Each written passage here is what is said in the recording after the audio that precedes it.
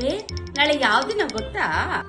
ಹೂ ಅಮ್ಮ ಗೊತ್ತು, ನಾಳೆ ಮದರ್ಸ್ ಡೇ ಅಂತ. ಅದಕ್ಕೆ ನಾನು ವಿಡಿಯೋನು ಮಾಡಿದೀನಿ ಸ್ಟೇಟಸ್ ಹಾಕಕ್ಕೆ. ಸ್ಟೇಟಸ್ ಮನೆ ಹಾಳಾಯ್ತು. ಏನ್ ಗಿಫ್ಟ್ ಕೊಡ್ತಾ ಇದೀಯಾ?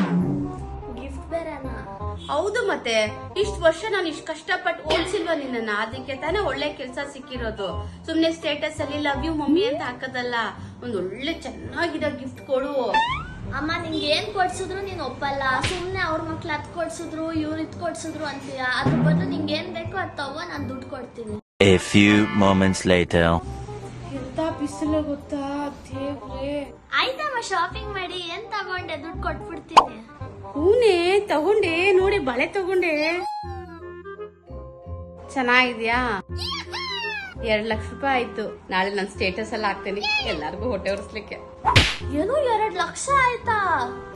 ಯಾವಪ್ಪ ಕಂಡಿಡ್ದವ್ರಿಗೆ ಮದರ್ಸ್ ಡೇ ಅಂತ?